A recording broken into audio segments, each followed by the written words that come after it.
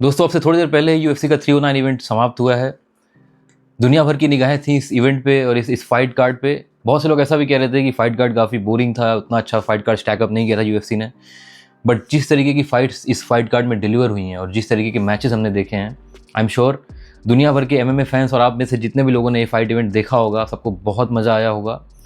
इस fight event की कुछ फाइट्स के बारे में हम बात करने वाले हैं इस वीडियो में, और सबसे important primarily I am going to talk about the super fight that was Jon Jones versus Stipe Miocic. उससे पहले मैं चाहता हूं कि प्लीज़ आप लोग इस वीडियो को लाइक करिए, चैनल को सब्सक्राइब करिए और भी बहुत सारे डिस्कशंस और ऐसी वीडियोज़ के लिए। Let's start the video now.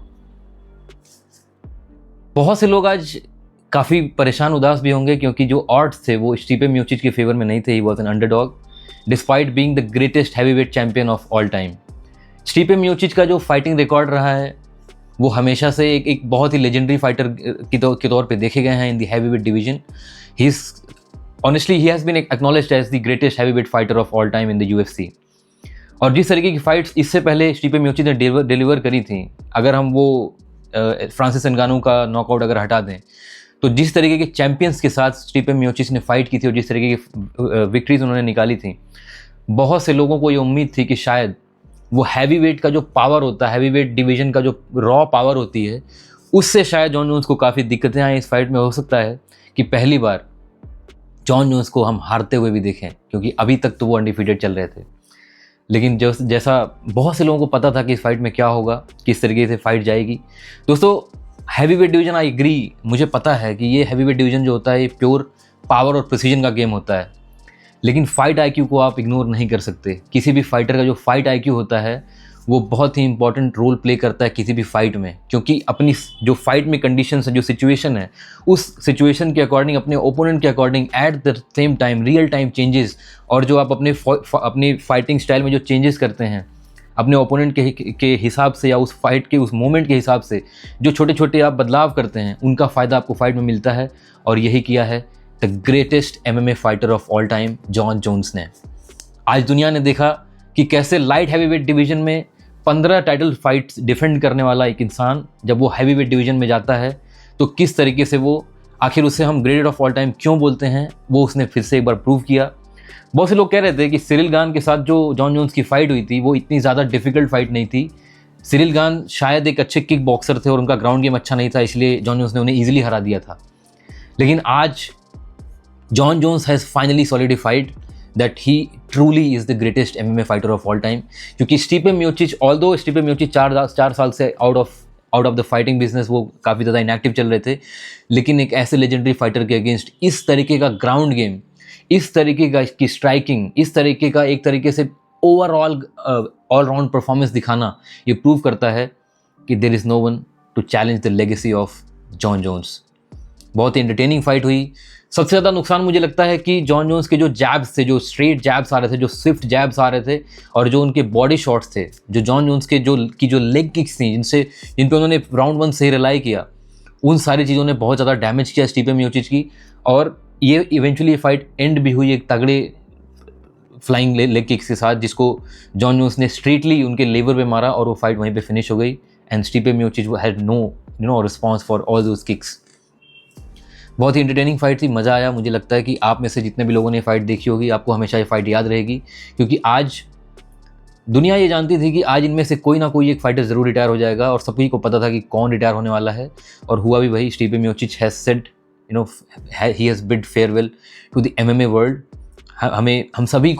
हम बड़े हुए हैं एक तरीके से स्टीफे मियोचिच के हैवीवेट डिवीजन में डोमिनेंस को देखते हुए। So it was an honour इस फाइट को देखना, और स्टीफे मियोचिच को इतने बड़े लेजेंडरी फाइटर के अगेंस्ट 3 राउंड तक चले हुए मुकाबले में इस तरीके से डोमिनेट, एक तरीके से डिफेंसिव गेम दिखाते हुए देखना और इस तरीके की स्ट्राइकिंग शोकेस करते हुए देखना काफ़ी एंटरटेनिंग था। ऑल्दो स्टीफे मियोचिच ये फाइट हार गए, लेकिन वो हारे भी हैं तो किससे, जो आज तक किसी से नहीं हारा। So huge kudos and huge respect to Stipe Miocic. और जॉन जोन्स की लेगेसी अभी बरकरार है। आई एम श्योर कि आने वाले ट्यूसडे को हम फिर से जॉन जोन्स को ऊपर चढ़ते हुए देखेंगे in the pound for pound rankings. Maybe he will be, the pound for pound king once again। And he deserves that, he absolutely deserves that. और सबसे बड़ी गुड न्यूज़ ये है कि जॉन जोन्स ने रिटायरमेंट नहीं ली है, उन्होंने डिक्लेयर किया है कि कुछ नेगोशिएशन, और सभी को पता था, जो एक्सपर्ट्स हैं, हम सभी को, एमएमए इंडस्ट्री से जुड़े लोगों को पता था कि it's all about negotiations and it's all about that huge number that is willing to get offered. अगर यूएफसी ने उन्हें वो बड़ा नंबर ऑफर किया, वो बड़ी अमाउंट ऑफर की, तो definitely John Jones is not scared of any single person in this world. He is the baddest motherfucker on the planet. That's what it is. So he has declared that he is not going to retire. और आने वाले time में हम most probably I am sure कि अगला जो उनका title defence होने जा रहा है वो होने जा रहा है टॉम एस्पिनॉल से। उनकी फाइट एलेक्स पेरेरा से हो ना हो, लेकिन जो टॉम एस्पिनॉल जो उन्हें इतने टाइम से कॉल आउट कर रहे हैं, हम सभी हाइप्ड हैं उस फाइट को लेकर के।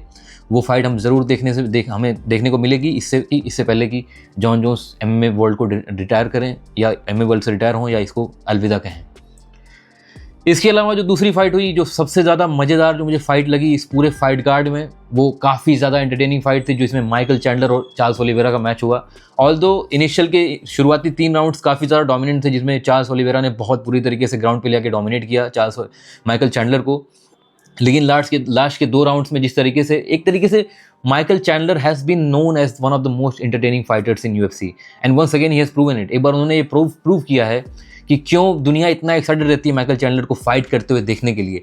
माइकल चैंडलर उन कुछ चुनिंदा फाइटर्स में से हैं जो बार बार फाइट्स हार जाते हैं यूएफसी में, उस टफ चैलेंज, उस टफ कंपटीशन को इंड्योर नहीं कर पाते, इवेंचुअली फाइट्स हार जाते हैं।